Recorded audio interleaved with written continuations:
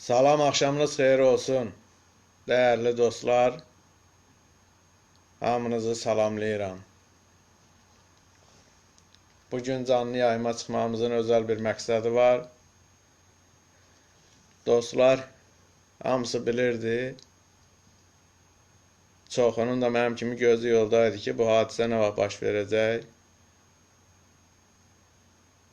Axır ki, gözlədiyimiz gün gəldi.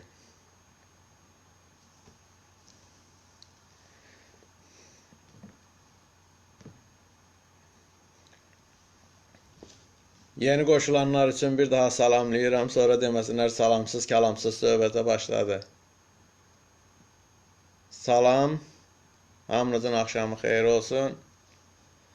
İstəmirəm kimsə gecikə, məlumatı sonra yarısından dinləyə. Ona görə əsas xəbərə keçməmiş ümumi məlumat vermək istəyirəm. İndi canlı yayımın əsas səbəbini birazdan sonra çatdıracağım hamının nəzərinə. Hələlik onu deyə bilərəm ki, gələcəkdə inşallah kimin belə problemi olsa, məsələn, belə istər sosial şəbəkədə, istər zəng vasitəsilə, istər ayrı-ayrıqda görüşdə şəxsən, belə məsələn görürsən ki, şikayətlər olur, ya yolun bilməməkdən, nəsə hansısa bir çatışmamazlıqdan, müxtəlif problemlərdən görürsən ki, kiminsə arzusu ləngiyir, onu həyata keçirə bilmir, gecikir. Elə insanlar var ki, ümumiyyətlə sona qədər nəyinsə həsrəti ilə yaşayırlar, həyata keçirə bilmirlər. İndi bu yayımdan sonra da gələcəkdə kimin nəsə belə bir problemi olsa, kömək ehtiyacı olsa, konkret olaraq kitab çapında, yəni kitabın çap etdirmək istəyənə imkan daxilində ən mümkün, ən ucuz yolla köməklik eləmək imkanı var. Yəni o köməklik eləyə bilərik.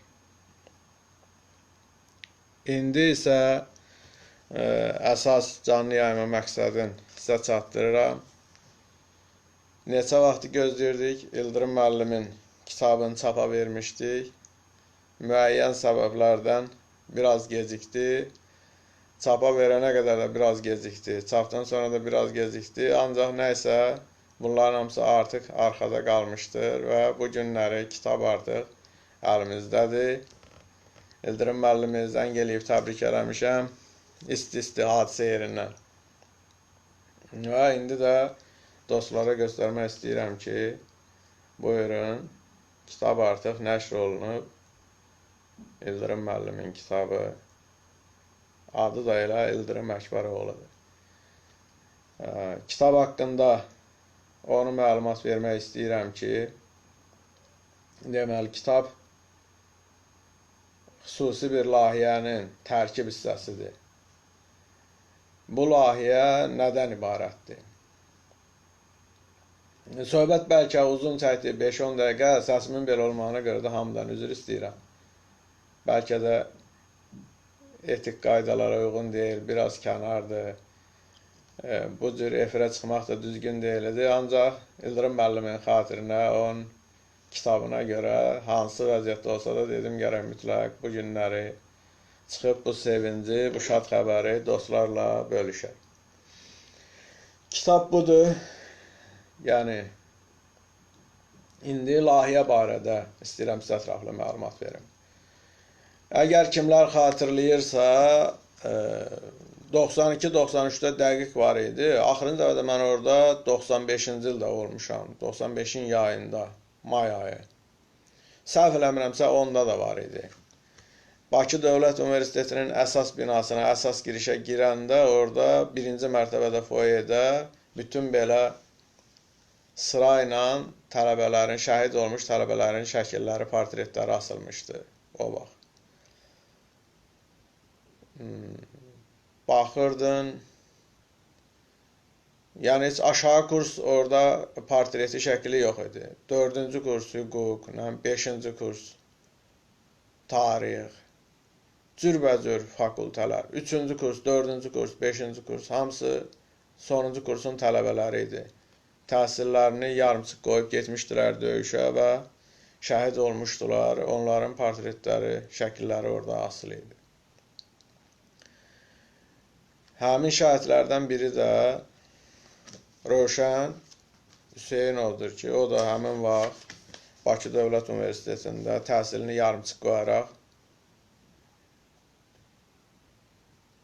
cəbhə bölgəsinə, Ağdərə istiqamətində döyüşlərə yollanmış tələbə tağımı tərkibində tələbə tağımının komandiri kimi və həmin döyüşlərdə də şəhid olmuşdu.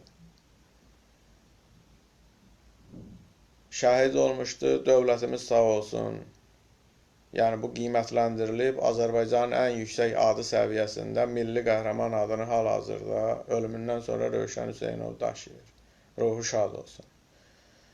Ancaq bir vətəndaş kimi və Rövşən Hüseynovun adı burada simvolikdir. Ümumiyyətlə bütün həmin dövrdə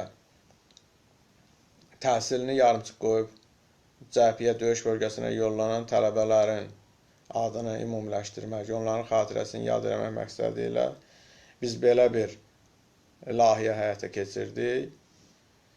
Və orta yaşda, orada hər yaşda gənclər yarımçıq qalıb həyatları, arzuları 20 yaşında da, 27 yaşında da, 28 yaşında da, 22 yaşında da orta yaş Rövşən Hüseynovun yaşını, 25 yaşı onun şəhid olduğu yaşı götürdük və 25 yarpaq adlı belə bir layihə həyata keçirmək qərarına gəldik.